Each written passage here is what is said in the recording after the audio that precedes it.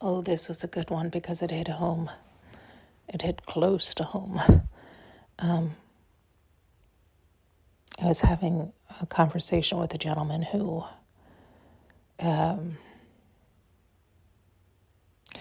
he was having some trouble with his daughter. And the more we talked about it, the more I could see what was going on because, again, it hit real close to home. And so I tried to offer, which we know not to do, but it was a receptive situation. So I offered my 2 cents. And the truth is, he was worried about how his daughter perceived him because he could feel the discord or the distance or the change. And and then we start to jump to conclusions on why that could be or how that could be. And the truth is, that's a never our never mind. We can never control somebody else's perception, nor are we meant to or supposed to. We're supposed to just stay in alignment with ourselves. And if you don't do that, if instead you try to change their perception, right? You try to get them to see you a certain way, then you're manipulating. Then you are starting to interfere with natural order. We have to allow everybody to perceive how they feel best. We have to allow them to choose. And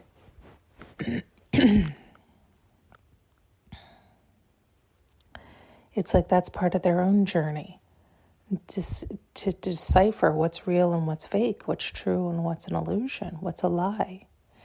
Yet, if we start to interfere by manipulating their reality, by trying to insert how we think they should perceive us, by doing X, Y, and Z, then we are becoming the monster. Then we are doing what we don't want them to perceive us as. You become the fear, right? The more you fear it and focus on it or try to change it, the more you become it or call it in or be it.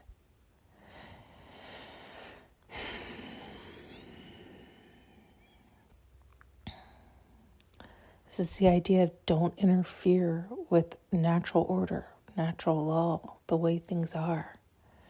We can never, ever, ever fully conceive how another perceives. We just can't. And so we don't need to or need to try to attempt to. But we do need to fully love and honor ourselves and stay aligned with ourselves and come from our truest heart's desire and intention. And so in this example and in this case, it's like, don't start chasing or grasping at an illusion that you want to keep in place. You want to identify as something. And so you're going to start attempting to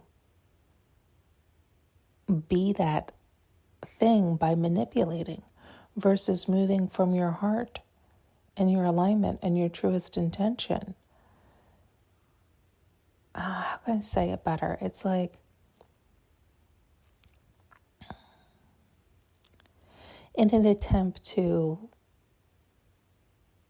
identify as what we perceive others identify us as,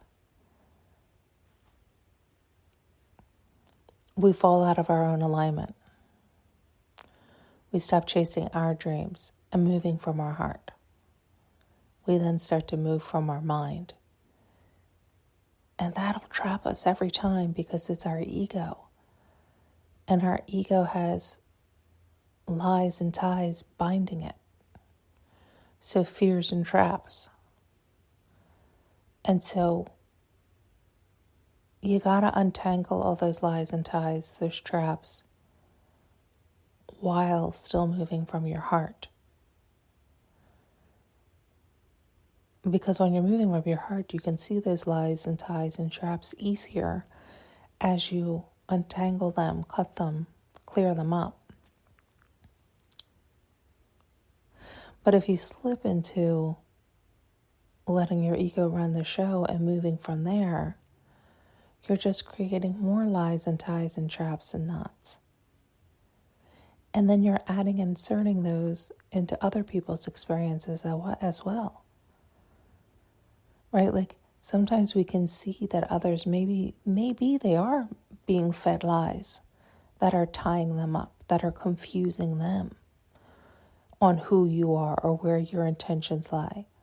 But that's part of their journey. That's part of their lessons. It's even if they're children, it's like for them to learn, for them to see the real from the fake. But for them to see the real from the fake, you don't want to manipulate because then you're being fake. You just have to keep moving from your heart, offering pure, open truth. And they either see that and see that your intentions were pure, or they don't. But that's their journey, their stuff to figure out. You just have to keep moving from pureness, from unconditional love, from your heart. That's the job. That's the job. It's like to feel good, to move from truth and purity. Don't slip into manipulating or sliding or your ego or your mind, because then you're harming yourself and others. Trying to control outside yourself, of which you cannot. We think we can. We feed into that illusion because we'll get a taste of it and we think we have more control. We really do. This is why you'll hear people who become very power hungry, because they fall into the illusion that they have more power than they really do. Our power lies from within and staying aligned and controlling ourselves and our mind and our ego. Then we can essentially control our reality because we're controlling our mind. But when we lose control of that understanding and start to feed into the illusion that we're almighty and we have all this control, then we'll lose all control. It's that fine line. It's that understanding. And we do slip and slide all the time. We slip and slide all the time. And yet, we don't need to. We choose to. If we choose to buy into the illusion or not. And so it always comes back to the same thing. You have to stay aligned with you, so you don't feed into the illusion, the falsehood, the lies, the manipulation, the attempt to control this. All these things are pulling you from your life, your alignment, your heart's desire. It's confusing you when your attempt was to confuse another. Really, that's what it is. And it's like, well, neither one are of any good. What are you doing? So just get back in alignment with you. Move from your heart. And for some people, that's easier said than done. But I do believe that's the answer.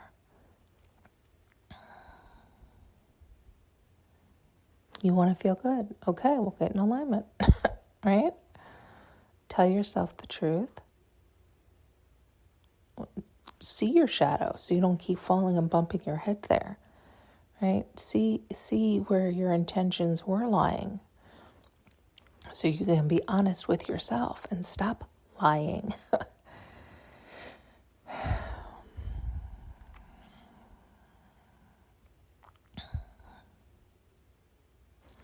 Okay, hopefully that was of use to somebody.